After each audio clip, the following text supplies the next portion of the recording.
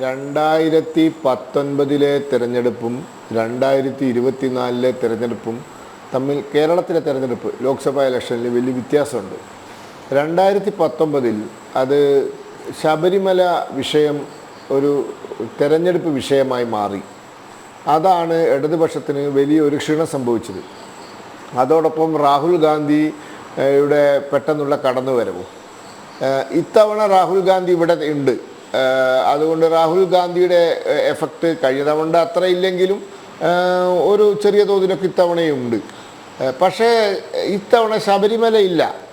ഇത്തവണ ഇടതുപക്ഷത്തിന് പറയാൻ ഞങ്ങൾ ശബരിമലയിൽ കോടതി വിധി നടപ്പിലാക്കാൻ പോയപ്പോഴാണ് ഞങ്ങൾക്ക് കുഴപ്പങ്ങൾ ഉണ്ടായത് എന്ന് പറയാനില്ല.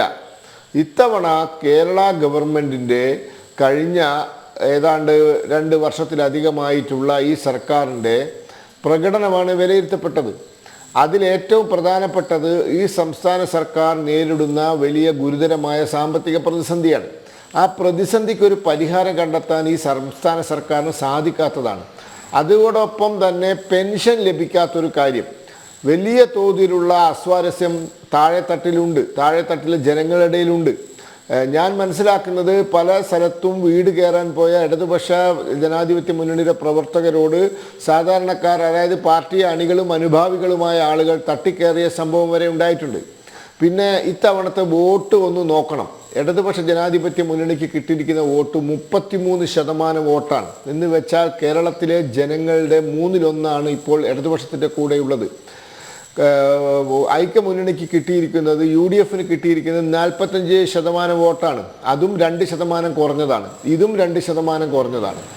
അപ്പോൾ ഇടതുപക്ഷത്തിന് ഉണ്ടായിരുന്നൊരു മേൽക്കോയ്മ, കേരളത്തിലുണ്ടായിരുന്നൊരു മേൽക്കോയ്മ, അതിപ്പോൾ ലോക്സഭാ ഇലക്ഷൻ ആണെങ്കിലും ഇനി തദ്ദേശ സ്വയംഭരണ സ്ഥാപന തെരഞ്ഞെടുപ്പാണെങ്കിലും ഇടതുപക്ഷത്തിനൊരു മിനിമം വോട്ടുണ്ട്. ഒരു 35% താഴെ ഇടതുപക്ഷത്തിൻ്റെ വോട്ട് കുറഞ്ഞ ചരിത്രം ഉണ്ടായിട്ടില്ല. ഇത്തവണ അതും കുറഞ്ഞു 33. എന്ന് വെച്ചാൽ 1/3 ഇപ്പോൾ ഇടതുപക്ഷം ഉള്ളൂ കേരളത്തിൽ.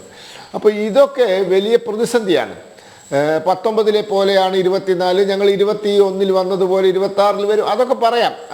പിന്നെ മോഡിക്ക് ഭൂരിപക്ഷം കുറഞ്ഞു, അതും പറയാം. അതൊക്കെ പറയാനുള്ള സ്വാതന്ത്ര്യമുണ്ട്. BJPക്ക് സീറ്റിൻ്റെ എണ്ണം കുറഞ്ഞതെല്ലാം ഉണ്ട്. പക്ഷേ യാഥാർത്ഥ്യം കേരളത്തിലെ ഇടതുപക്ഷത്തിൻ്റെ പരമ്പരാഗത വോട്ടർമാർ, പ്രത്യേകിച്ച് പിന്നാക്ക വിഭാഗങ്ങൾ, അവരെ കഴിയൊഴിഞ്ഞു തുടങ്ങിയിട്ടുണ്ട് എന്നുള്ളതാണ്.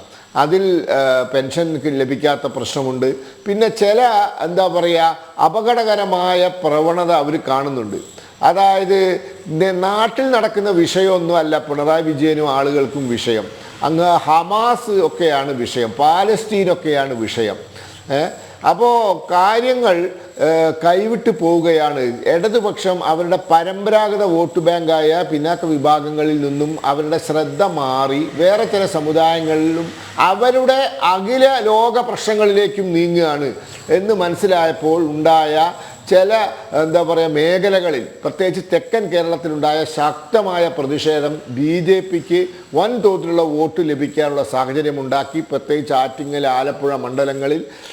അതാണ് ഇത്തവണ ഇടതുപക്ഷത്തിൻ്റെ കനത്ത പരാജയത്തിന് കാരണം.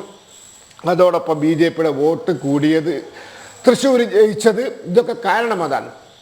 തീർച്ചയായും പിണറായി സർക്കാർ ഉത്തരം പറയേണ്ടി വരും. ജനങ്ങളോടല്ല, പത്രക്കാരോടല്ല. ഈ പാർട്ടിയെ വിശ്വസിച്ച് ഇത്രയും കാലം കൂടെ നടന്ന ഒരു വലിയ വിഭാഗം ജനങ്ങളുണ്ട്. അവരുടെ ചോദ്യത്തിന് മുമ്പിൽ ഉത്തരം പറഞ്ഞേ പറ്റൂ. പക്ഷേ പറയാൻ ഉത്തരവൊന്നുമില്ല. കാരണം അവർക്ക് ഹമാസും പാലസ്തീനൊന്നും പറഞ്ഞാൽ അവർക്ക് ദഹിക്കൂല. അവർക്ക് അവരുടെ പ്രശ്നങ്ങളാണ്, അവരുടെ പ്രശ്നങ്ങളോടല്ല താല്പര്യമെന്ന് അവർക്ക് ബോധ്യപ്പെട്ടിട്ടുണ്ട്. ഇത് ഗുരുതരമായ പ്രതിസന്ധി തന്നെയാണ് എന്നാണ് ഞാൻ മനസ്സിലാക്കുന്നത്.